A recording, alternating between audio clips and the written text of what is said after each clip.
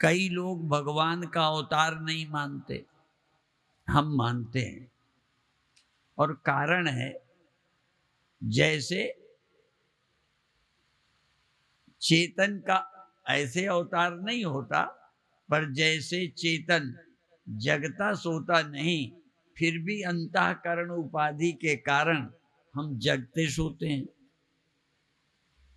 तो चेतन न सोए न जागे, पर अंतःकरण उपाधि के कारण जगना सोना है। इसी तरह से ब्रह्म का अवतार नहीं होता, पर ईश्वर माया उपाधि वाले हैं, इसलिए वो अवतार ले सकते हैं। तो इसीलिए भगवान का अवतार हम लोग मानते हैं, कई लोग नहीं मानते। तो उसका कारण है, वो शुद्ध ब्रह्म की दृष्टि से ब्रह्म का अवतार नहीं होता, ईश्वर का होता है। और ईश्वर क्यों अवतार लेता है? माया उपाधि है, इसलिए वो जैसे हम अंतःकरण उपाधि के कारण जग लेते हैं, सो लेते हैं। यदि अंतःकरण ना हो तो चेतन नहीं सोएगा, नहीं जागेगा। इसी तरह और उदाहरण देते हैं, अग्नि। अग्नि जो आपने देखी है, उसमें कोई न कोई ईंधन होता है, चाहे तेल हो चाहे लकड़ी हो। और ईंधन के कारण आग कम आयु की भी होती है, ज्यादा आयु की भी होती है, तेज भी होती है, कम तेज भी होती है। देखा ना, आग बहुत भी होती है। आजकल टीवी में भी आता है, फला जगह आग लग गई, हेलीकॉप्टर बुझाने में लगे हैं। आग वही है, पर ईंधन ज्यादा होने से आग ज्यादा बढ़ जाती है। और ईंधन यदि घास का हो तो इधर जलाओ उधर बुझ जाती है। कोयले की आग देर तक टिकती है, और पत्थर का कोयला हो तो एक बार जल जाए तो काफी देर रहता है। तो ज्यादा और कम का फर्क ईंधन का है, आग का नहीं है। ऐसे ही जो हम में जगना सोना समाधि, ये जो फर्क पड़ता है, ये अंतःकरण उपाधि के कारण, जिसका अंतःकरण ज्यादा शुद्ध है वो ज्यादा सुखी रहेगा, शांत रहेगा, मुक्त रहेगा। और भी सैकड़ों उदाहरण हैं। तो आग जैसे एक समान होते हुए भी ईंधन में फर्क है, ऐसे ही हमारे तुम्हारे अंतःकरण की साधना के कारण जिसका अंतःकरण ज्यादा शुद्ध है वो ज्यादा आनंद में रहेगा। और इसीलिए भगवान वो होंगे सो मिलते होंगे, पर हम आनंद को भी एक भगवान कहते हैं। सब में भगवान सत रूप से प्रकट हैं, चित रूप से।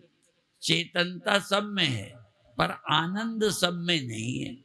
इसलिए आनंद के लिए हमारा अंतःकरण शुद्ध होना चाहिए। प्रेम से प्रभु प्रकट है जिमी आगे। जिसका अंतःकरण जितना शुद्ध होगा, शतोगुणी होगा, उतना ही आनंद में ज्यादा रहेगा। धन ज्यादा होने पर हो सकता है कई लोग परिवार से दुखी रहें, बड़े बड़े पदों वाले भी दुखी हो जाते हैं। आपका भी अनुभव होगा, पैसा उतना ही है पर आज किसी कारण घर में आदमी दुखी है। आप इसी जीवन में देखो, यही शरीर है, यही धन, यही मकान है। किसी दिन आप बहुत प्रसन्न हैं, किसी दिन दुखी हैं। तो घर तुमको सुखी नहीं रख पाया, मन बिगड़ गया तो धन होते हुए दुखी। कई हमने देखा है, बड़े बड़े नेताओं के परिवार के लोग सुसाइड करते। क्यों? मन दुखी हो गया। धन रहते, जवानी रहते, कई जवान लड़के सुसाइड कर लेते हैं। कई बड़े बड़े जवान नशे के शिकार हैं। क्यों? आनंद के लिए। और आनंद यदि आपका अंतःकरण शुद्ध हो तो सदा आनंद रहेगा। और इसीलिए ये भी कह दिया, निर्मल मन जन सो मोहि पावा। ये निर्मल मन जो होता है वो मुझे पाता है। भगवान का जैसे एक सत रूप, एक चित, एक आनंद। तो भगवान का यहाँ कहना है कि जिसका मन निर्मल होगा वो मुझे पाते हैं। मुझे माने आनंद को पाते हैं। भगवान सत हैं, भगवान चित हैं, भगवान आनंद। तो सत चित आनंद, तो भगवान आनंद उन्हीं के हृदय में प्रकट होता है, उनको मिल जाते हैं जिनका मन निर्मल होता है। यद्यपि आप बहुत आनंद में थे, और भगवान का जब जन्म होता है तो वैसे भी लोगों को देखो, जिनके हृदय में आनंद भगवान प्रकट होता है उनके जीवन में भी आनंद होता है। और जब देश में भगवान प्रकट हुए तब आनंद हुआ। ठीक है, भगवान का अवतार बाहर संसार में भी होता है और भगवान का अवतरण आपके अंतःकरण में भी होता है। पर अवतरण के लिए तुम्हें क्या करना पड़ेगा? जैसे शादी होती है तो दूल्हे का दो तरह का रहते हैं। एक घर जमाई होता है, शादी के बाद दूल्हे को लोग घर में ही रख लेते हैं और कहीं दुल्हन विदा होती है। तो हमारे जीवन में क्या है, एक बार हमें भगवान तक जाना पड़ेगा ध्यान द्वारा, सत्संग द्वारा।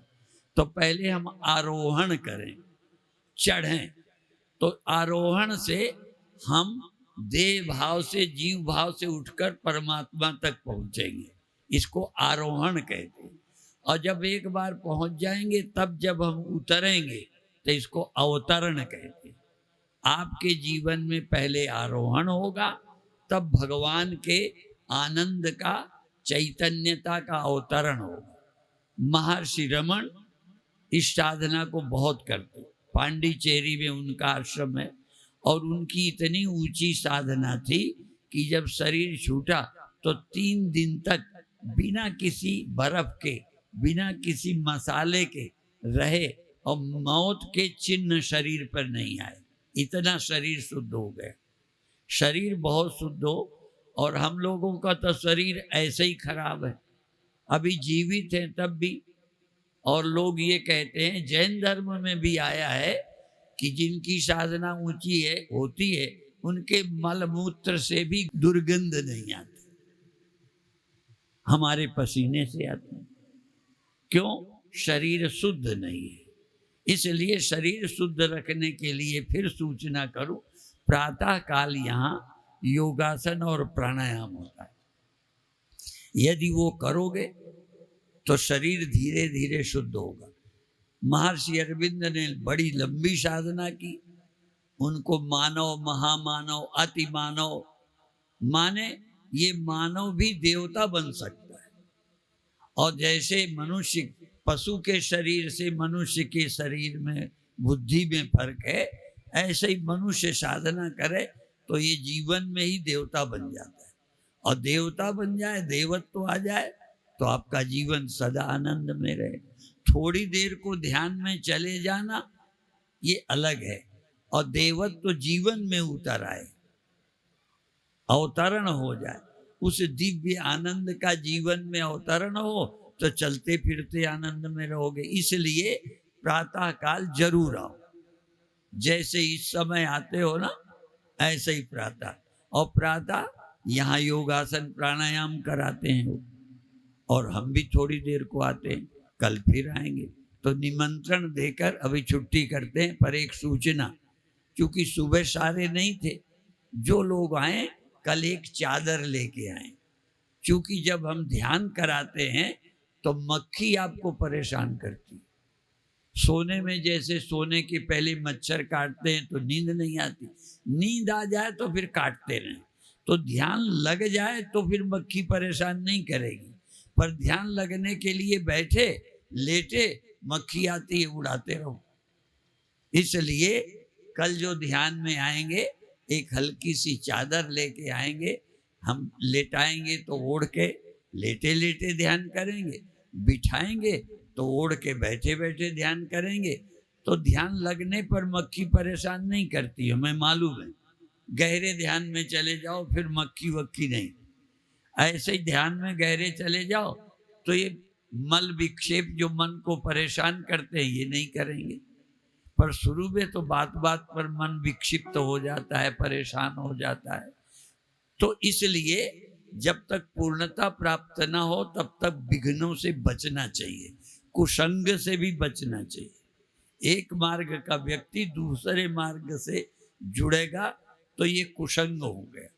आप मूर्ति में बैठते हो, भजन करते हो, कोई खंडन करेगा तो जो पूजा में मन लगता है अगले दिन नहीं लगेगा। आप भगवान राम का नाम जपते हो, कोई आएगा तुम राम राम जपते हो, राम राम से क्या होगा। जब राम भगवान ने गुरु बनाया था तो उनको वशिष्ठ ने कौन सा मंत्र दिया था? तो लोगों के मन में होगा कि भाई राम को तो कोई और मंत्र दिया होगा। तो अब आपका राम से मन हट गया, ठीक है। और इसीलिए हमारे गुरुदेव भी कहते थे, राम भगवान ने वशिष्ठ से कहा कि आप सबको राम नाम देते हो पर मुझे कौन सा नाम दोगे। और राम भगवान भी ध्यान करते हैं। भगवान राम उठते हैं, इसलिए देखो चौपाई बता दूं, संध्या करन चले दो भाई, राम और लक्ष्मण दोनों संध्या करने गए तो वो किसका ध्यान करेंगे, किसकी संध्या करेंगे, किसकी? अर्थात शरीरधारी अंतःकरण जिनके पास है, जिनके पास मन है, चाहे तुम भले आत्मा हो, पर जब तक मन को नहीं लगाओगे उस सत्य को नहीं प्राप्त कर सकोगे। इसलिए मन को लगाना सीखना ही पड़ेगा। तो प्रातः काल का निमंत्रण देकर अभी यही समाप्त करते हैं। ओम शांति शांति शांति।